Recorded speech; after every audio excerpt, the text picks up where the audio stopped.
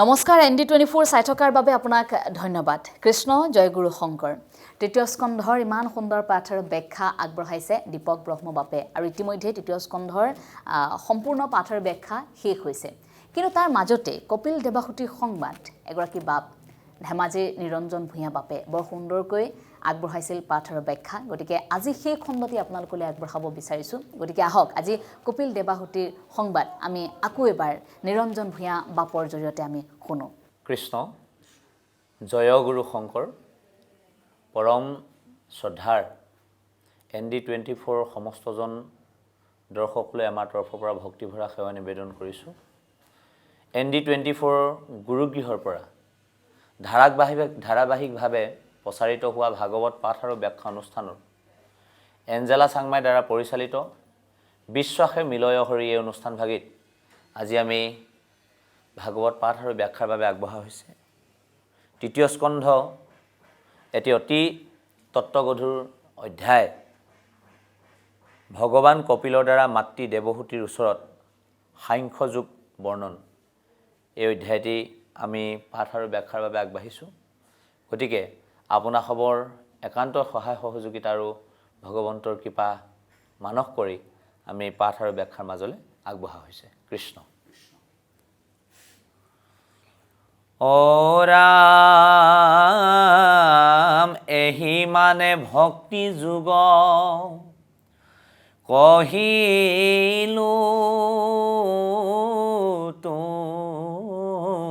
মাত আৱে সাংখ্য কহু মাৱ শুনিও সাক্ষাৎ ও ৰাম সৃষ্টি কৰিবাক লাগি দেৱ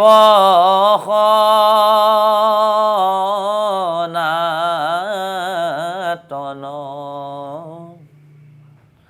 লীলায়ে ভৈলন্ত দুই ৰূপতে তীক্ষ্ণ। ভক্তি যুগৰ কথাখিনি মাতৃ দেৱহুতিক কোৱাৰ পিছত সাংখ্য যুগৰ কথাখিনি ক'বলৈ কপিল প্ৰভুৱে আগবাঢ়িছে। তাৰ আগতে ভগৱন্ত পুৰুষে এই পৃথিৱীখন কেনেকৈ সৃষ্টি কৰিলে সেই বিষয়টো উন্মেষ ঘটাইছে যে জগতত প্ৰথমে ভগৱন্ত পুৰুষ চৈতন্য ৰূপে থাকি তাতে মায়া সৃষ্টি কৰিছে, মহামায়া। যি মহামায়াৰ জৰিয়তে জগতৰ সৃষ্টিৰ আৰম্ভ পাতনি মেলিছে আৰু যি মহামায়াৰ এটা প্ৰভাৱ তেখেতে মহামায়াক অৰ্পণ কৰিছে আৰু যি মহামায়াৰ প্ৰভাৱৰ জৰিয়তে সমস্ত জীৱকুলে সেই মহামায়াৰ মোহিত হৈ থাকিব লগা হয়। গতিকে ভগৱন্ত পুৰুষে কি কৈছে? লীলায় ভৈলন্ত দুই ৰূপ তে তীক্ষ্ণ। অ ৰাম প্ৰথমে পুৰুষ ৰূপে মায়াৰ দৰে কৰিলন্ত বীৰ্য ধান জগত ঈশ্বৰে। ও ৰাম জন্মাইলন্ত মহামায়া মহত্ব কুমাৰ তাত সন্তে জন্মিল ত্ৰিবিধ অহংকাৰ। সেই মহামায়াৰ জৰিয়তে ত্ৰিবিধ অহংকাৰ সৃষ্টি কৰিছে। ত্ৰিগুণ 17 যতম তাৰ সৃষ্টি। এহি মতে আনু তত্ত্ব হব পজিল ঈশ্বৰ ইচ্ছাত হবে শুয়া এক মিল ও জন্মাইল ব্ৰহ্মাণ্ড গোট আতি জ্যোতিময়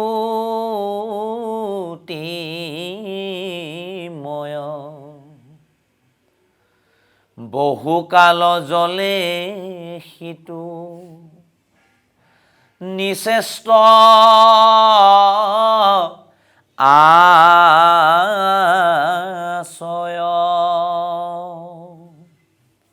এহিমতে আনুতত্ব হব উপজিল ঈশ্বৰৰ ইচ্ছাত হবে শুয়া কমিল যিমানবিলাক তত্ত্ব যিমানবিলাক যি সৃষ্টি হ'ল সমস্তখিনি একত্ৰ হৈ আছে ঈশ্বৰৰ লগত কিন্তু আৰু বহুকাল জলে সিটো নিচেষ্ট আশয় আৰু তাৰ পিছতে ভগৱন্ত পুৰুষে জলত নাৰায়ণ ৰূপে আছেগৈ তাৰ পিছত কি কৈছে এ পাছে নাৰায়ণ ৰূপে তাত ভগৱন্ত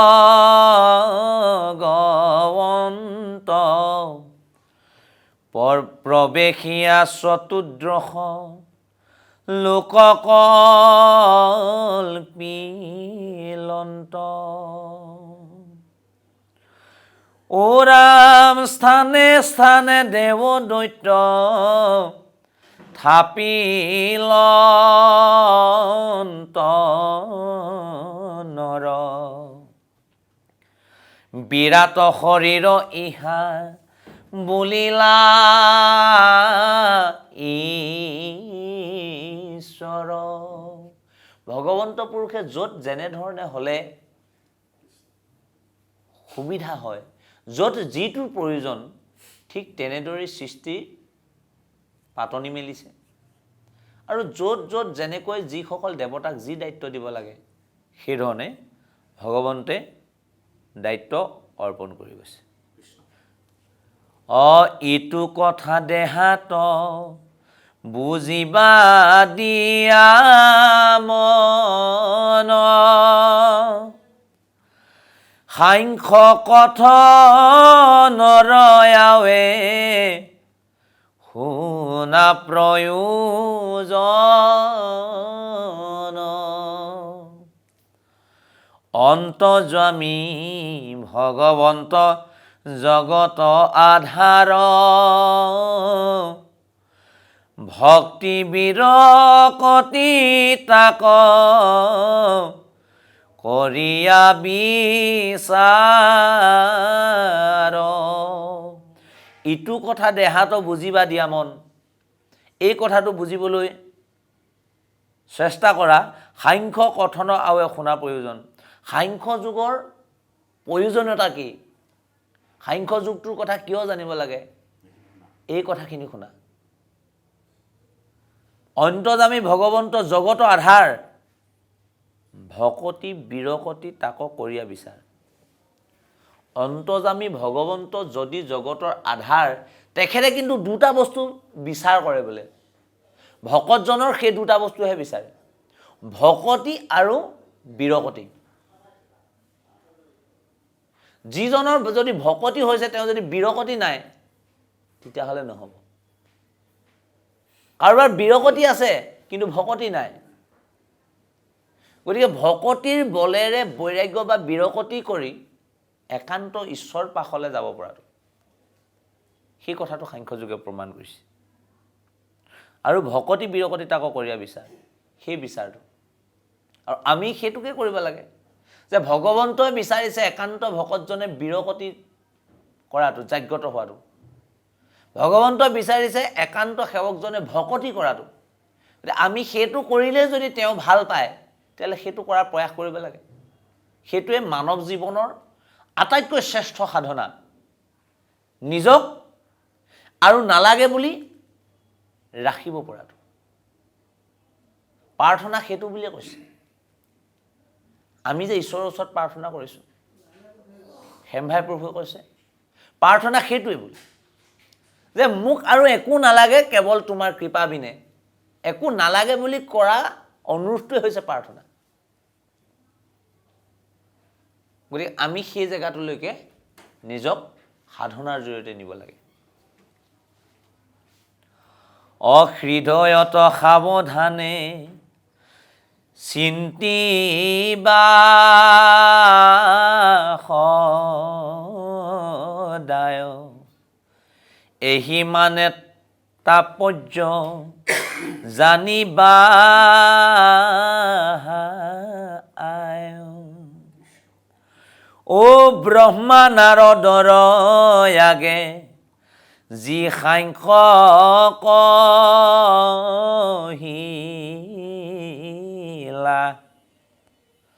বিদুৰত মৈত্ৰেয়ে তাহাক নিবেদিলা। হৃদয়ত সাৱধানে তাকে চিন্তা কৰিবা, কেনেকৈ ভকতি বঢ়াব পাৰি, বিৰকতি কৰিব পাৰি, বিৰকতি আনিব পাৰি জীৱনলৈ। হৃদয়ত সেই চিন্তাটোকে কৰিবা। আৰু এইটোৱে তাৎপৰ্য, সেইটোৱে জানি লোৱা। এই তাৎপৰ্যটোকে ব্ৰহ্মা নাৰদৰ মাজতো আলোচনা হৈছে আৰু বিদুৰ মৈত্ৰেয়ৰ মাজতো সেই বিষয়টোকে আলোচনা হৈছে, যে আমি মুকুতি পাবৰ কাৰণে কেনেকৈ ভকতিৰ পাত্ৰ হ'ম, আৰু ভকতিৰ পাত্ৰ হ'বৰ কাৰণে কেনেকৈ বিৰকতিৰ পৰা আমি খোজ আৰম্ভ কৰিম, বিৰকতিৰ জৰিয়তে। সেই কথাখিনিকে ব্ৰহ্মা নাৰদে আলোচনা কৰিছে আৰু এফালে বিদুৰ আৰু মৈত্ৰেয়ে আলোচনা কৰিছে। অশেহি সাংখ্য দেৱসূতি মাতৃৰ আগত, কপিল ইছাৰে আৱে কৰিলা বেকত। ও ৰাম সাংখ্য শুনি দেৱহূতি পুচন্ত দুনাই, আৰু এক কথা বাপ কহিও বুজাই। সেহি সাংখ্য দেৱহূতি মাতৃৰ আগত, কপিল ঈশ্বৰে আৱে কৰিলা বেকত। সেই সাংখ্য যুগৰ কথাখিনিকে মাতৃ দেৱহূতিৰ সন্মুখত পুত্ৰ কপিলে বেকত কৰিছে। সাংখ্য শুনি দেৱহূতি পুচন্ত নাই। সাংখ্য যুগৰ গোটেই কথাখিনি শুনাৰ পিছত অন্য এটা প্ৰশ্ন মনলৈ আহিছে, আকৌ সুধিছে। দেৱহূতিয়ে কিন্তু ক্ৰমান্বয়ে ভকতিৰ জৰিয়তে, মুকুতিৰ জৰিয়তে, সাধুসংগৰ জৰিয়তে, কৃষ্ণ সেৱাৰ জৰিয়তে, বিৰকতিৰ জৰিয়তে কেনেকৈ ঈশ্বৰ সাধনা কৰি নিজক তাৰিব পাৰি তাৰ কাৰণে কিন্তু লাগিছে বাপ। গতিকে সেই ব্যৱস্থাটো আমাৰ ফাললৈ ঠেলিছে, যে আমি ভকতি কৰিব পৰা পথটো, মুকুতি ফাললৈ যোৱা দিশটো, গতিটো, ৰাস্তাটো আমি কেনেকৈ উঠিব পাৰিম, সেই কথাখিনি তন্ন তন্নকৈ দেৱহূতিয়ে কপিল প্ৰভুৰ পৰা জানিব বিচাৰিছে। আৰু সাংখ্য শুনি দেৱহূতি পুচন্ত দুনাই, আৰু এক কথা বাপ কহিও বুজায়। আৰু এটা কথা মোক বুজাই কোৱা। কোনটো কথা? অপ্ৰকৃতি পুৰুষ দুইৰো এৰা এৰি নাই, অন্য অন্য আশ্ৰয় কৰিছে একঠাই। হে প্ৰভু, মোক আৰু এটা কথা বুজাই দিয়া, যে প্ৰকৃতি আৰু পুৰুষৰ মাজত কোনো ভেদাভেদ নাই বোলে, আৰু দুইটা বস্তু একেলগতে থাকে। এইটো কি? এটা উদাহৰণ দিছে খুব সুন্দৰ। নাহি ভিন্ন ভাৱ যেন জলৰ ৰসৰ, প্ৰকৃতি পুৰুষ দুইৰো সেহি পতন্তৰ। জল আৰু ৰসৰ মাজত কোনো পাৰ্থক্য নাই, একেই, জলীয়। গতিকে আমাৰ শৰীৰ হয়তো অমিলতা থাকিব পাৰে, কিন্তু মূল সত্তা যিটো, সেইটো কিন্তু প্ৰকৃতি। গম পাইছেনে? যেনে আমাৰ আত্মাৰ মতাৰ মাইকী নাই, আমাৰ সৃষ্টিৰ ভাৰ ৰক্ষাৰ কাৰণেহে শৰীৰবিলাক সজাটো হেতৰহে, কিন্তু মতাৰ মাইকী এটা প্ৰভেদ দেখাইছে। প্ৰকৃতি পুৰুষ এৰা এৰি নাই, অন্য অন্য আশ্ৰয় কৰি একেঠাই নাহি ভিন্ন ভাৱ যেন জল আৰু ৰসৰ প্ৰকৃতি পুৰুষ দুয়ো সেহি পতন্তৰ এৰাই নাই দুইটা নহ'লেও কিন্তু একো নহয় কিন্তু এই পৰমাৰ্থ তত্ত্বত কিন্তু এটা সেই কথাটোকে কৈছে অৰাম মুক্ত হেন কদাচিতো দেখি কোন জন তাৰো পুনু সংসাৰ হুয় উত্তপন এতেকে লোকৰ মুখ্য কেন মতে হয় ইটো মোৰ সংশয় স্বেদিও কৃপাময় মুক্ত হেন কদাচিতো দেখি কোনজন মুক্তি যে হৈছে এজনে বুলি কেনেকৈ আমি জানিম কেনেকৈ দেখিম তাৰো কোনো সংসাৰ হুয় উত্তপন তাৰো যদি আকৌ সংসাৰ আকৌ জন্ম হৈ থাকে কেনেকৈ জানিম এতেকে লোকৰ মুখ্য কেনেমতে হয় গতিকে মোক এই কথাটো বুজাই দিয়া লোকসকলৰ মুকুতি কেনেকৈ হয় মুখ্য প্ৰাপ্তি কেনেকৈ হয় আমাৰ জীৱনতো সেইটোৱে ঘটি আছে মুকুতি পালে বুলি কোনে ক'বহি এতিয়া আমাক আহি এতিয়ালৈকে পৃথিৱীত মুকুতি কোনে পালে সেই কথাটো আমাক কোনে বুজাই ক'বহি শাস্ত্ৰ নিৰ্ণীত হৈ থকা ব্যক্তিসকলৰ উদাহৰণ তেওঁলোকৰ যি জীৱন পৰিক্ৰমা সেইখিনি মতে আমি জানিছোঁ মুকুতি আছে কিন্তু বৰ্তমানলৈকে আমি কেনেকৈ বুজিম যে মুকুতি কোনোবাই পাই আহিলে সেইকাৰণে মহাপুৰুষে আদৰ্শত কৈছে যে মুকুতিটো জীৱন্ততে আপুনি প্ৰাপ্ত কৰিব পাৰে বিষ্ণুময় দেখে যিটো সমস্ত জগত জীৱন্ততে মুকুত হৈ অচিৰকালত মূল তত্ত্বটো সেইটোৱে ঈশ্বৰময় হৰিময় যদি জগতখন দেখোঁ তেতিয়াহ'লে জীৱন্ততে মুকুতি পাব পৰা সমলখিনি কিন্তু আমাৰ হাতত আছে মনুষ্য জনমটোত গতিকে দেৱহূতি সেই প্ৰশ্নটো কৈছে এতেকে লোকৰ মুখ্য কেনেমতে হয় ইটো মোৰ সংশয় স্বেদিও কৃপাময় সেই কৃপাময় লোকসকলৰ মুক্তি কেনেকৈ হয় এই সংশয়টো মোক কিন্তু তুমি দূৰ কৰি দিয়া এই সংশয়টোত মই সোমাই আছোঁ ইয়াৰ পিছৰ অধ্যায় কপিলৰ দ্বাৰা মুখ্য সাধন পদ্ধতি বৰ্ণন কেনেকৈ মুক্তি পাব পাৰি সেই কথাখিনি প্ৰকাশ কৰিছে অৰাম কপিল বদতি আৱে শুনিও কয় প্ৰকৃতি সম্বন্ধ মাত্ৰ বন্ধ হেতু নাই কিন্তু গুণ বুদ্ধি কৰি আসক্ত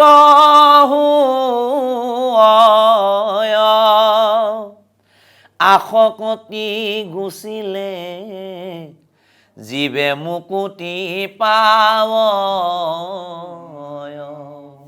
মই এই প্ৰকৃতিখন যে সৃষ্টি কৰিছোঁ মই পোনে পোনে ইয়াত মায়া বা মোহিত হৈ থকা আসক্তি মই একো বস্তু দিয়া নাই কিন্তু এইটো নিজৰ কৰ্ম আৰু গুণৰ জৰিয়তে ইয়াত নিজে নিজে সোমাই পৰে যিটো কাৰণে মুকুতিৰ পথটো বন্ধ হৈ যায় গতিকে ইয়াত এই কথাটো কৈছে কপিল বদতি আৱে শুনিও আই মাতৃ তুমি শুনা প্ৰকৃতিৰ সম্বন্ধ মাত্ৰ বন্ধ হেতু নাই প্ৰকৃতিৰ সম্বন্ধটো বন্ধৰ কাৰণে নহয় কিন্তু কি কৰিছে কিন্তু গুণ বুদ্ধি কৰি আসক্ত হয় গুণ বুদ্ধিৰ জৰিয়তে আপোনাৰ মোৰ চিন্তা চেতনাৰ জৰিয়তে আমি এই মায়াৰ সংসাৰখনত আসক্তি হৈ নিজে নিজে আবদ্ধ হৈ যাওঁ আৰু লাগে লাগে ভাৱনাটোত পৰি যাওঁ যিটো কাৰণে আমাৰ কি হয় আসক্তি গুচিলে জীৱ মুকুতি পায় যেতিয়ালৈকে সেই আসক্তিটো নুগুচে বিৰকতি নাহে তেতিয়ালৈকে কেতিয়াও আমাৰ মুকুতি নহয় সেইটো আমি নিজে নিজে কৰি লোৱা কাম ভাৱনাত পৰি চিন্তাত পৰি মোহত পৰি লোভত পৰি আমি সেই মায়াৰ জালখনৰ ফাললৈ ধাবিত হৈ গ'লো এতেকে সাধন কহো শুনা কৰি মন একান্ত সাধুৰ সংগ লৈও সৰ্বক্ষণ মোৰ গুণ নাম যিটো কীৰ্তন কৰ চিৰকাল কথা শুনি ভক্তি বহাৱ এতিয়া মাতৃ তোমাক সেই আসক্তিৰ পৰা মুক্তি পাবৰ কাৰণে আসক্তিৰ পৰা পৰিত্ৰাণ পাবৰ কাৰণে মই এটা সাধনাৰ ক'ম তোমাক এটা সাধনাৰ এটা অনুশীলন মই তোমাক দেখাই দিম সেই অনুশীলনটো কপিল প্ৰভুৱে মাতৃৰ জৰিয়তে সমস্ত মানৱ জাতিৰ কাৰণে প্ৰকাশ কৰিছে যে কি এতেকে সাধন কহো শুনা কৰি মনটো স্থিৰ কৰি লোৱা মই তোমাক এটা সাধনৰ উপায় দিছোঁ একান্ত সাধুৰ সংগ লৈও সৰ্বক্ষণ যেতিয়াই যেনেকৈ যি ধৰণে পোৱা কিয় একান্তই তুমি এটাই সাধনা কৰিবা সাধু সংগ কেনেকৈ মই পাম কেনেকৈ সাধু সংগৰ সন্মুখ হ'ব পাৰিম কেনেকৈ সাধু সংগত মই নিজক উপস্থাপন কৰিব পাৰিম এই চিন্তাটো আৰু মোৰ গুণ নাম যিটো কীৰ্তন কৰয় চিৰকালৰ কথা শুনি ভক্তি বাঢ়য় ভক্তি ইমানলৈকে বঢ়াই দিব পাৰি তাৰ কোনো কিন্তু ম্যাদ নাই ইমানে বঢ়াব পাৰি গতিকে এই কামটো আমি কৰিব লাগে মোৰ গুণ নাম যিটো কীৰ্তন কৰয় মোৰ যগুণ কীৰ্তন কৰি তুমি ভক্তি বঢ়াব পাৰা সৰ্বক্ষণ কেনেকুৱা চিৰকালৰ কথা শুনি ভক্তি বঢ়ায় চিৰকাল তুমি মোৰ কথা বতৰা শুনি ভক্তি বঢ়াব পাৰা গতিকে ভকতিৰ জৰিয়তে পুণ্য ইমান গোটাই ল'ব পাৰি ভকতি ইমান বঢ়াব পাৰি যি ভকতিৰ বান্ধোনেৰে ভগৱন্তক বৈশ্য কৰিব পাৰি তাৰ উদাহৰণ প্ৰহ্লাদে সেই ভকতিৰ দোলেৰে ভকতিৰ তত্ত্বৰে ভকতিৰ মহিমাৰে প্ৰেমৰ দোলেৰে ভগৱন্তক বৈশ্য কৰি ৰাখিছিল আৰু সেই ভকতৰ বাণী ৰাখিবৰ কাৰণে সেই ভকতৰ বাণী সাৰ্থক কৰিবৰ কাৰণে ভগৱন্ত পুৰুষে নিজেই বাধ্য হ'ব লগা হৈছে হিৰণ্যকশিপুক যেতিয়া প্ৰহ্লাদে ক'লে যে গোটেই জগততে মই হৰিময় দেখিছোঁ পিতা তুমি তেও দেখা নাই ঈশ্বৰ শ্ৰীহৰিক বোলে দেখা নাই ক'ত দেখিছ তই প্ৰহ্লাদে কয় মই সমস্ততে দেখিছা এই স্ফটিক স্তম্ভত আছে বোলে আছে ভগৱন্ত বাধ্য হ'ল সেই স্ফটিকৰ স্তম্ভত ভগৱন্ত আবিৰ্ভাৱ হ'বলৈ বাধ্য হৈছে আৰু আবিৰ্ভাৱ হৈ প্ৰহ্লাদক সেই কথাটোকে কৈছে যে ভোগ ভুঞ্জি পুণ্য কৰা ক্ষয় ইমান ভকতিৰ বলেৰে তুমি পুণ্য অৰ্জন কৰিলা প্ৰহ্লাদ ইমান পুণ্য বৈকুণ্ঠটো তোমাৰ প্ৰয়োজন নাই গতিকে ভোগ ভুঞ্জি তুমি অলপ পুণ্য ক্ষয় কৰা সেইকাৰণে কপিল প্ৰভুৱে মাতৃকো এই কথাটো কৈছে যে তুমি চিৰকাল মোৰ গুণযশ কীৰ্তন কৰি ভক্তি বঢ়াব পাৰা যিটো ভক্তিয়ে তোমাক মুকুতিলৈকে লৈ যাব অনন্ত কালৰ কাৰণে তুমি ভকতি গোটাব পাৰা আৰু সেই ভকতিৰ প্ৰভাৱটো এনেকুৱা দেখাইছে প্ৰহ্লাদৰ জৰিয়তে যে আমি যদি ভকতি কওঁ এই ভকতিয়ে মোক নিজক তৰা উপৰিও 21 পুৰুষলৈকে উদ্ধাৰ কৰা ইতিহাস কিন্তু জগতত ৰাখি থৈ গ'ল মাতৃৰ ঘৰ ফাললে আইতাকৰ ফাললে 7 পুৰুষ আৰু পিতৃকুলৰ 14 পুৰুষ 21 পুৰুষ প্ৰহ্লাদে উদ্ধাৰ কৰিছে ভকতিৰ মহিমাৰে ভকতিৰ তত্ত্বৰে গতিকে কপিল প্ৰভুৱে মাতৃক সেই কথাটোকে কৈছে যে তুমি এই সাধনাটো আৰম্ভ কৰা ও আনুসব সাধনা কৰিয়া আশ্ৰয় মায়া কটৰিয়া তাৰা মুহুক পাৱ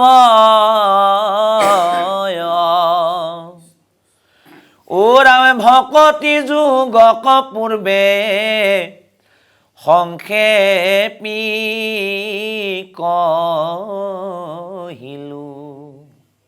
বিস্তৰ কৰিয়া পুনু সাংখ্যনি ৰূপিলো আনুসৱ সাধনাক কৰি আশ্ৰয় এই সাধনাসমূহ আশ্ৰয় কৰি মায়া তৰিয়া তাৰা মোহক পায় তেতিয়া এই ভকতিৰ যদি সাধনা কৰা এই ভকতিক যদি আশ্ৰয় কৰা তেতিয়া তুমি এটা কাম কৰিব পাৰিবা মায়াক তৰিব পাৰিবা মায়াক তৰিব পাৰিবা মায়াক তৰা আৰু এটা উপায় হৈছে আমি যে মায়াত যে আবদ্ধ হৈ যাওঁ মায়াত মোহিত হোৱা আবদ্ধ হোৱা কাৰণ এটাই মহাপুৰুষ মাধৱদেৱে খুব আমাক তাৰমানে কম এটা বিষয় লৈ গোটেই কথাখিনি সাঙুৰ খুৱাই দিলে আমি মোহিত কিয় হওঁ মায়াত আবৃত্ত কিয় হওঁ আমি ওলাব নোৱাৰোঁ কিয় মূল বস্তুটো কি মহাপুৰুষে প্ৰকাশ কৰিছে অৰাম ক্ষুদ্ৰ সুখে বহু আশা কৰি ভৱকূপে জীৱ আছে পৰি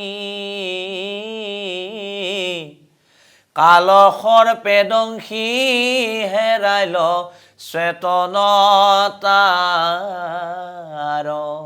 সেইটোৱে ক্ষুদ্ৰ সুখৰ কাৰণে বহু আশা কৰি ভৱকূপত মজি যোৱাৰ কাৰণে আমাৰ সেই চেতন যিটো গতি সেইটো অচেতনলৈ ৰূপান্তৰ অচেতন হৈ যায় যিটো প্ৰকৃত চেতন চৈতন্য মূৰ্তি যিটো শক্তি সেইটো আমাৰ মনুষ্য যদিও আমি জীৱশ্ৰেষ্ঠ আমাৰ মাজত দিয়া সেই শক্তিটো নাইকিয়া হৈ যায় লোপ পায় কিয় ক্ষুদ্ৰ সুখে বহু আশা কৰাৰ কাৰণে সেইকাৰণে আমি মজিব লাগে ক'ত ভৱকূপে জীৱ আছে পৰি ভৱকূপটোত অন্ধকাৰ গৰ্তত আৰু তাৰ পৰা পৰিত্ৰাণ পাবৰ কাৰণে মহাপুৰুষে বিনয়েৰে ভগৱন্তক কৃপা কৰিছে মুখ্য ৰূপত যো বাক্য অমৃত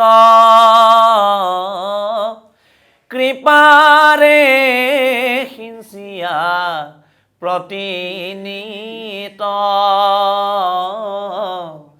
দয়াময় কৃষ্ণ কৰিও তাকয়ো ধাৰ দয়াময় কৃষ্ণ কৰিও তাকয়ো ধাৰ সেই অন্ধকাৰ গৰ্তৰ পৰা উঠি আহিব পৰা একমাত্ৰ সাধনাটো বা সমলটোৱে হৈছে আমাৰ কি মুখ্য ৰূপত যো তোমাৰ যিটো মুখ্য ৰূপ তোমাৰ যি অমৃতময় বাণী মুখ্য ৰূপত যো বাক্য অমৃত কৃপাৰে সিঞ্চিয়া প্ৰতিনিধি তুমি কৃপা কৰি প্ৰতিনিধি আমাক সেই বস্তুখিনি দি আছে কৃপা কৰি আমাক তোমাৰ কৃপা আৰু সেই অমৃত বাণীসমূহ দি আছে গতিকে সেই প্ৰভু দয়াময় কৃষ্ণ এই জীৱসমূহ যিসকলে এই মায়াত পতিত হৈ অবিদ্যাৰ কাৰণে আসক্তিৰ জৰিয়তে মুকুতিৰ পথৰ সন্ধান পোৱা নাই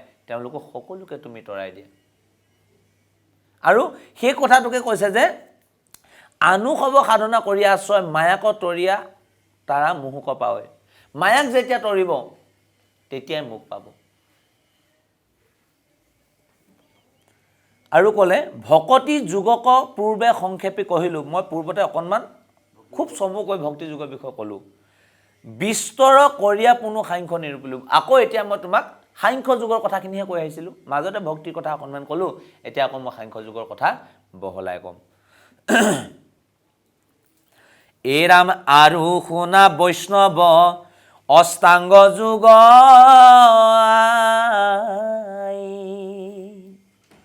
ঈশ্বৰৰ ধ্যান সমে কহি বুজাই সাধক পুৰুষে আতি কৰি মন বশ প্ৰথমে ধৰিবে যম নিয়ম দ্বাদশ এতিয়া আৰু শুনা বৈষ্ণৱ অষ্টাংগ যুগ অষ্টাংগ যুগৰ কথা কৈছে নিয়ম যম প্ৰাণায়াম সমাধি তেনেকৈ তাৰমানে অষ্টযুগ আছে সেই অষ্টযুগৰ কথা কৈছে আৰু ঈশ্বৰৰ ধ্যানৰ সমে কহিও বুজায় ঈশ্বৰ ধ্যান কৰিবৰ কাৰণে সেইখিনি প্ৰয়োজন লাগে আৰু সাধক পুৰুষে আতি কৰি মনবহ সাধক পুৰুষে এটাই কাম কৰে নিজক নিজেই দমন কৰি ৰাখিব পাৰে আৰু আমাৰ মনুষ্য জীৱনৰ কাৰণে আটাইতকৈ ডাঙৰ অনুশীলনটো হৈছে ইন্দ্ৰিয়গত যিবিলাক কুপ্ৰবৃত্তি ইন্দ্ৰিয়জনিত যিবিলাক প্ৰবৃত্তি আমাৰ সম্পাদন হৈ থাকে আমাৰ জৰিয়তে সেইখিনিক আমাৰ নিজৰ জৰিয়তে তাক সংযমী কৰিব পৰা সেইটোৱে আৰু প্ৰথমে কৰিবে যম নিয়ম দ্বাদশ নিয়ম সংযম এই দ্বাদশ প্ৰক্ৰিয়া আমি কৰিব লাগিব সকলোখিনি দমাই ৰাখিব পৰাকৈ মনটোৱে বিচাৰিলে বুলি অগম্য গমন হ'লে নহ'ব মনটোৱে বিচাৰিলে বুলি অসাধ্য সাধ্য হ'লে নহ'ব গতিকে এইখিনিৰ পৰা প্ৰথমে নিজক সংস্কাৰী কৰি ল'বৰ কাৰণে মাতৃ দেৱহতীক কপিল প্ৰভুৱে জনাইছে অ ৰাম পবিত্ৰ স্থানত দিব্য আসন পাতিয়া কৰিবে প্ৰণাম পাছে তাহাত বহিয়া ও বৈকুণ্ঠৰ লীলা ধ্যান কৰি ঘনে ঘন মনৰ মনক হবে কৰিবে চেতন এতিয়া এই সাধনাখিনি আৰম্ভ কৰিবৰ কাৰণে এটা নিৰ্দিষ্ট স্থান আৰু এটা প্ৰক্ৰিয়া কথা কৈছে আমাৰ মন গ'ল বুলি আমি য'তে ত'তে কিছুমান সাধনা বা কিছুমান কৰ্ম কৰিব নোৱাৰোঁ সেইকাৰণে এই কথাটো বুজাই দিছে যে সেই মাতৃ তুমি সাধনালৈ আগবঢ়াৰ সন্মুখত এই কথাকেইটা মনত ৰাখিবা যে পবিত্ৰ স্থানত দিব্য আসন পাতিয়া পবিত্ৰ স্থান এডোখৰত যিডোখৰ স্থানত সেই চিন্তাৰ সেই কৰ্মৰ কাৰণে উপযোগী গতিকে আমিও সেইটোৱে কৰোঁ সামাজিক জীৱনত যে কোনোবা এটা মাংগলিক কৰ্মৰ কাৰণে আমি নিৰ্দিষ্ট এডোখৰ ঠাই নিৰ্বাচন কৰোঁ এই ঠাইডোখৰ সেই কামটোৰ কাৰণে প্ৰযোজ্য সেই স্থানত যি ৰীতিৰে বা যি নীতিৰে যিখিনি কৰিব লগা থাকে সেইধৰণে আমি কৰোঁ গতিকে মাতৃ দেৱহতীকো সেই কথাটোকে কপিল প্ৰভুৱে কৈছে যে তুমি এডোখৰ স্থান নিৰ্ণয় কৰিবা যিডোখৰ স্থান পৰম পবিত্ৰ হ'ব আৰু তাত তুমি দিব্য আসন পাৰিবা আৰু কি কৰিবা কৰিবে প্ৰণাম পাছে তাতে বহিয়া তাতে বহি প্ৰণাম কৰিবা আৰু বৈকুণ্ঠৰ লীলা ধ্যান কৰি ঘনে ঘন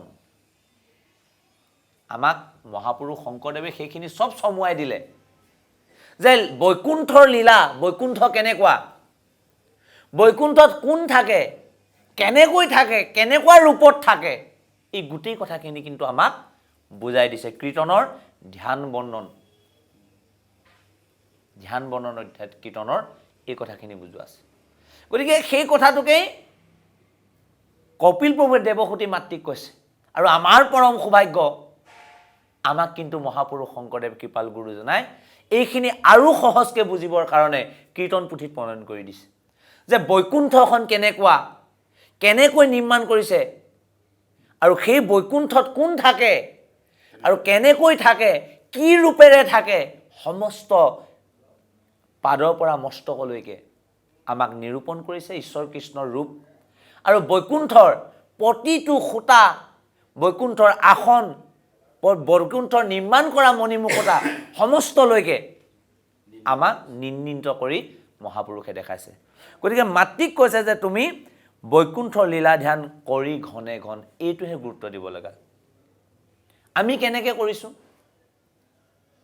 আমি কাৰ্য এটা সম্পাদনৰ কাৰণে কেৱল কৰিছোঁ আৰু শেষ কৰিছোঁ নেকি যদি কৰিছোঁ তেতিয়াও কিন্তু আমাৰ হোৱা নাই আৰু তাতেই লিখা আছে ধ্যান বৰ্ণনতে আমাক সেই কথাটো কৈছে চিন্তি বেক পাদৰ পৰা মস্তক পৰ্যন্তে দুনাই শব্দটো লিখা আছে দুনাই বাৰম্বাৰ যিমান পাৰি সিমান সেইটো যিমান বৃদ্ধি কৰিব পাৰি তেতিয়াই ভগৱন্তৰ কৃপা আৰু মহিমা আমাৰ বোধগম্য হ'ব যেতিয়াই ভগৱন্তৰ লীলাজক কীৰ্তন আমি কৰিবলৈ আৰম্ভ কৰিম, যেতিয়াই ভগৱন্তৰ ৰূপ দৰ্শন কৰিব চেষ্টা কৰিম, যেতিয়া ভগৱন্তৰ নাম গাবলৈ আমি প্ৰয়াস কৰিম, তেতিয়া ভগৱন্তৰ মহিমা আপোনা আপুনিকে আমাৰ জীৱনলৈ আহি যাব। আৰু সেইটোকে পাবৰ কাৰণে স্বৰূপটো নাজানো বুলি কৈছিলে নহয়, ভগৱান তোমাৰ স্বৰূপটো জানিব লাগিব, মই সেই কথাটো কৈছিলে দেৱসূতিয়ে। গতিকে তেতিয়াই সেই স্বৰূপটো জানিব পৰাকৈ দেৱসূতি অগ্ৰসৰ হ'ব পাৰিব। সেইকাৰণে এই প্ৰথম সাধনাটো দেখালে যে পৰম পবিত্ৰ এডোখৰ ঠাইত দিব্য আসন পাৰি তুমি ভগৱন্ত লীলাময় এই যাত্ৰা, লীলাময় ৰূপ, লীলাময় বৈকুণ্ঠৰ যি আৰ্হি, সেইখিনি তুমি ঘনে ঘনে ঘনে ঘনে স্মৰণ কৰিবা। আৰু মনৰ মনক হবে কৰিবে চেতন। এই আমাৰ মনৰ যিটো স্থিতি, ভাগৱতে সেই কথাটোকে কৈছে, মন কি? নানা কাৰ্য কৰোঁ বুলি কৰে আলোচন, একো কাৰ্য নোহে সিদ্ধি, তাকে বোলে মন। গতিকে মনৰ কাৰ্যটো হৈছে যি নানা চিন্তা কৰা, এটা জেগাত স্থিতিভাৱে নাথাকে, স্থিতিশীল নহয়, চঞ্চল, মনটো চঞ্চল। গতিকে মনৰ উদ্দেশ্য বা মনৰ বিশিষ্টতাটো সেইটো, বৈশিষ্ট্য সেইটো যে চঞ্চলতাৰে বিভিন্নলৈ মনটো ধাবিত হৈ থকা। গতিকে সেই মনটোক এটা চেতন দিবৰ কৈছে, এটা চেতনভাৱে মনটোক ৰাখিব পৰাটো। যেতিয়াই সেই লীলাৰ ধ্যান কৰা হ'ব, ঈশ্বৰ কৃষ্ণৰ ৰূপ ধ্যান কৰা হ'ব, নাম গোৱা হ'ব, তেতিয়াই কি হ'ব? এই মনক হবে কৰিবে চেতন, চেতনলৈ আহিব। অচেতন হৈ থাকিলে সেই অবিদ্যাখিনি থাকিব মনটো। সেইকাৰণে আগত সেই নিয়মখিনি কৰিবলৈ দিছে, অষ্টাংগ যোগ, দ্বাদশ নিয়ম, এইখিনি কৰিবলৈ দিছে। এইখিনি যেতিয়া কৰি লৈ তুমি এডোখৰলৈ উন্নীত হ'বা, তেতিয়াই কিন্তু মনটো অচেতনৰ পৰা চেতনলৈ ৰূপান্তৰ হ'ব। অ ৰাম মন যেবে সাৱধান ভৈলে ক আখিয়া, নাসিকাৰ অগ্ৰে তেৱে দৃষ্টি ৰাখিয়া। অ ৰাম চিন্তি বেক ঈশ্বৰৰ ৰূপ বিতোপন, সেহি ৰূপ কহো মাও শুনায়ে কমন। এতিয়া সেই চেতন কৰি মনটো ৰাখি লোৱাৰ পিছত স্থিতপ্ৰজ্ঞ হ'ব লাগে। স্থিতপ্ৰজ্ঞ হৈ মনটোক এক কৰি দৃষ্টিটো ক'লৈ নিবলৈ কৈছে? দৃষ্টিটো কৈছে যে নাসিকাৰ অগ্ৰে, একদম নাকৰ সন্মুখলৈ দৃষ্টিটো আনিব লাগে। আৰু আনি লৈ এটা কাম কৰিব লাগে, চিন্তি বেক ঈশ্বৰৰ ৰূপ বিতোপন, ভগৱন্তৰ সেই বিতোপন ভুৱন মোহন ৰূপটো আমি চিন্তা কৰিব লাগে। আৰু সেহি ৰূপ কহো মাও শুনা একমন, সেই মাতৃ যি ভগৱন্ত কৃষ্ণৰ ৰূপ ধ্যান কৰিলে জীৱই ভকতিৰ পাত্ৰ হয়, সেই ৰূপৰ বৰ্ণনা মই তোমাক দিবলৈ আগবাঢ়িছোঁ, তুমি একান্ত মনেৰে শুনা। সেইবুলি মাতৃক কপিল প্ৰভুৱে সাৱধান কৰি ক'বলৈ আগবাঢ়িছে। আৰু ইয়াৰ পিছতে অকণমান কবি উপদেশ দিছে। অ ৰাম শুনিয়োক নৰ নাৰী পৰম পবিত্ৰ, তৃতীয় স্কন্ধৰ কথা কপিল চৰিত্ৰ। অ ৰাম কলি মল বিনাশক আতপৰে নাই, জানি সাৱধানে শুনা হেলা নোযোৱাই।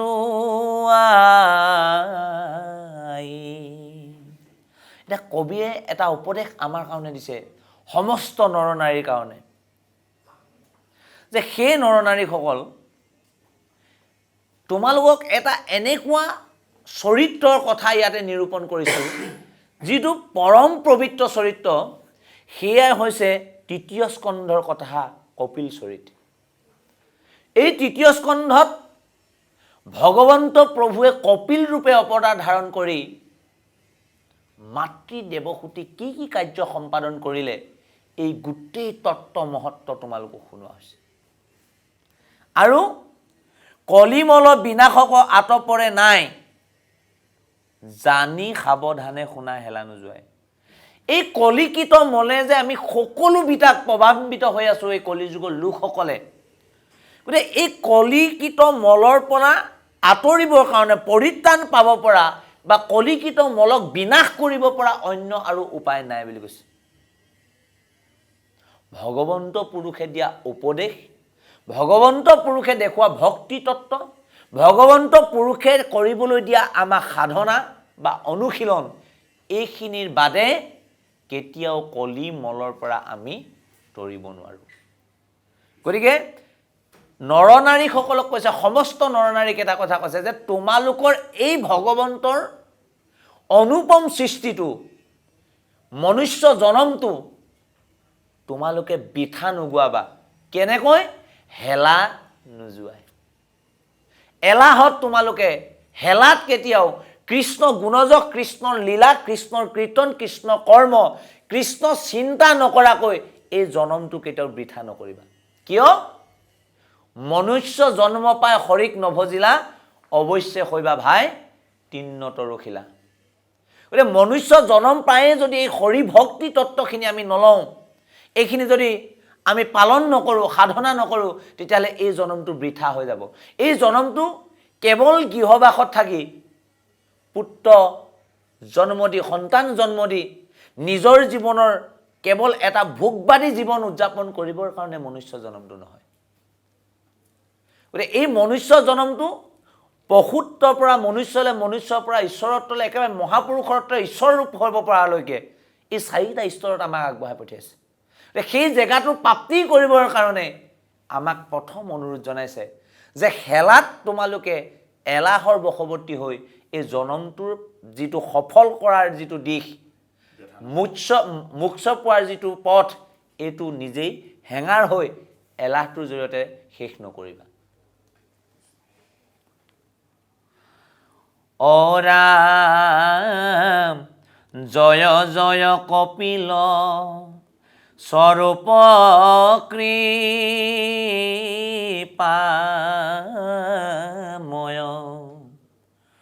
ভকতি বিৰক্তি যিটো কৰিলা উদয়। ও ৰাম মোৰ সৰ্বক্ষণে তজু পদে কৰতি, এহি কৃপা কৰা বাপ অগতিৰ গতি। কবিয়ে কৈছে জয় জয় কপিল স্বৰূপ কৃপাময়। সেই জয় জয় জয়কাৰ কৰিছে কাক? ভগৱন্ত কৃপাময়, যিজনে কপিল ৰূপে আছে। আৰু কি কৈছে? ভকতি বিৰক্তি যিটো কৰিলা উদয়, সি প্ৰভু মোৰ যে কি মহাভাগ্য আৰু তোমাৰ কি কৃপা, যিটো কাৰণে তুমি ভকতি আৰু বিৰক্তি দুইটা বস্তু উদয় কৰি দিলা আমাক।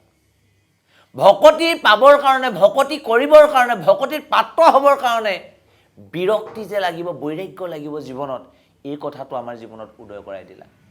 গতিকে মূৰ সৰ্বক্ষণে তজু পদে ৰৌকৰতি, মোৰ তোমাৰ ওচৰত এটাই কেৱল প্ৰাৰ্থনা, তোমাৰ ওচৰত মোৰ এটাই কেৱল প্ৰাৰ্থনা, সেইটোৱে হৈছে মূৰ সৰ্বক্ষণে তজু পদে হৌক মূৰৰ ৰতি। আৰু মহাপুৰুষ মাধৱদেৱে তেনেধৰণে কেইটামান আমাক প্ৰাৰ্থনা কৰিছে। চাবচোন মহাপুৰুষ মাধৱদেৱে কি প্ৰাৰ্থনা কৰিছে? তুমি ভক্ত কল্পতৰু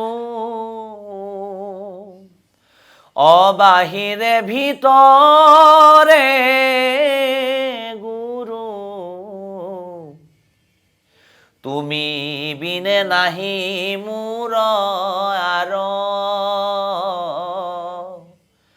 কৃপা কৰা হে হৰি চৰণত ৰক্ষা কৰি দিয়া মোক সেৱাৰ সহাৰ ৰাম দিয়া মোক সেৱাৰ সহাৰ মোক কেৱল তোমাৰ সেৱাৰস দিয়াও একো নাই। আৰু ইয়াতো কবিয়ে সেইটো কথাই ক'লে যে মোক এটাই কৃপা কৰা তুমি, মোৰ যাতে চিত্ত মন বুদ্ধি সদায় তোমাৰ চৰণত থাকে।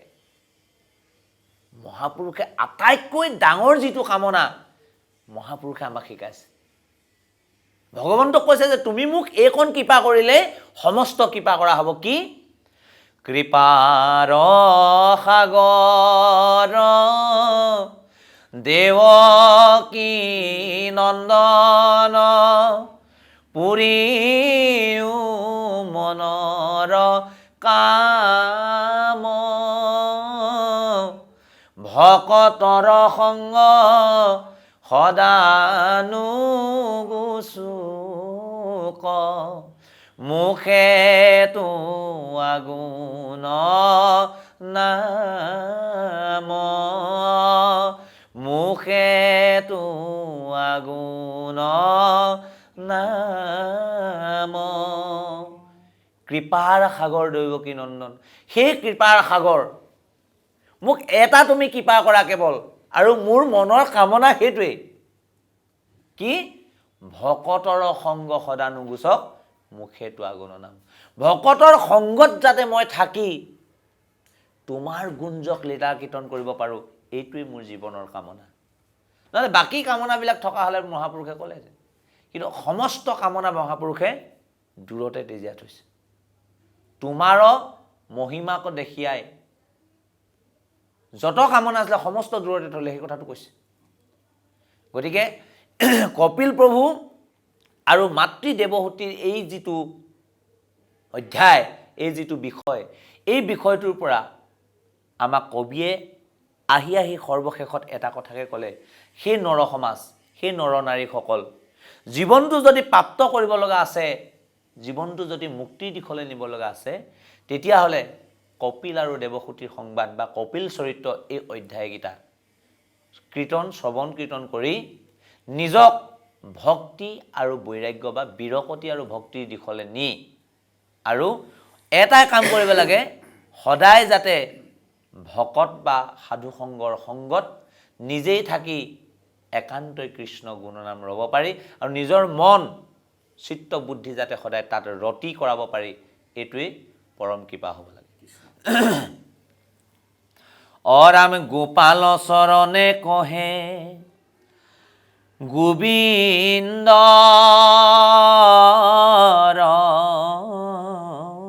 দাস ৰাম কৃষ্ণ বুলি চলা গোবিন্দ পাশ হৰি ৰাম ৰাম ৰাম। এইখিনি কথাৰেই গোপাল চৰণ দ্বিজই এটা কথা কৈছে যে ৰাম কৃষ্ণ বুলি চলা গোবিন্দৰ পাশ। সমস্তকে এটাই অনুৰোধ জনালে, সমস্তজনে ৰাম কৃষ্ণ হৰি কৃষ্ণ গুণনাম, কৃষ্ণ গুণনাম গাই সেই কৃষ্ণ আত্মাত আমি সকলোৱে লীন যোৱাৰ প্ৰয়াস কৰিব লাগে। এইটোৱে কৃপা কৰিছে। আৰু আজিৰ পাঠ তৃতীয় স্কন্ধ কপিল চৰিতৰ পাঠ আমি ইমানতেই স্থগিত ৰাখিব বিচাৰিছোঁ। গতিকে পুনৰ পদফাকি আমি ঘুকি দিবলৈ প্ৰয়াস কৰিছোঁ। কৃষ্ণ। অ ৰাম জয় জয় কপিল স্বৰূপ কৃপাময়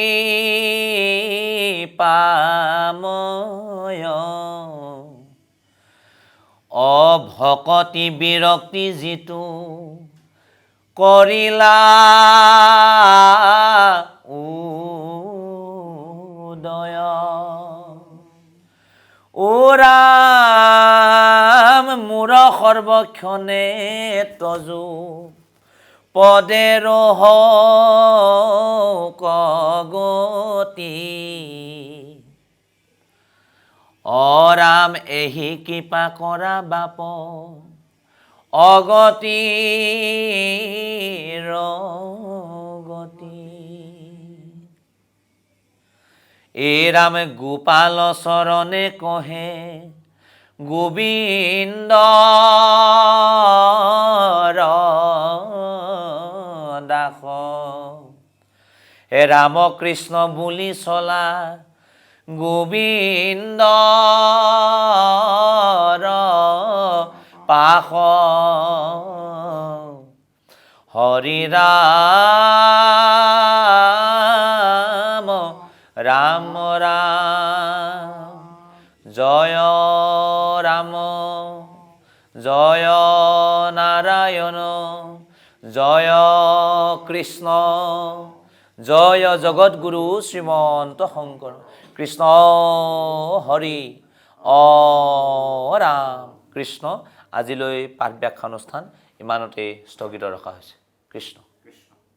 ইমান সুন্দৰকৈ কপিল দেৱাহুতিৰ সংবাদ এই অংশটি পাঠ আৰু ব্যাখ্যা আগবঢ়ালে নিৰঞ্জন ভূঞা বাপে। তেখেতলৈ আমি কৃতজ্ঞতা জনাইছোঁ আৰু আজিৰ অনুষ্ঠান আমি সামৰণি মাৰিছোঁ। তৃতীয় স্কন্ধৰ ইতিমধ্যে সমাপ্তি ঘটিছে। কাইলৈৰ পৰা এগৰাকী বিশেষ ব্যক্তি আমাৰ মাজত থাকিব। একেলগে 6টা দিন তেখেতে পাঠ আৰু ব্যাখ্যা আগবঢ়াব চতুৰ্থ স্কন্ধৰ। আমি এইবাৰ আৰম্ভ কৰিম ভাগৱত শাস্ত্ৰভাগীৰ চতুৰ্থ স্কন্ধ আমাৰ গুৰুগৃহৰ পৰা। চাই থাকক বিশ্বাসে মিলয় হৰি। অনুষ্ঠানৰ পৰা বিদায় লৈছোঁ মই এঞ্জেলা চাংমাই। কৃষ্ণ।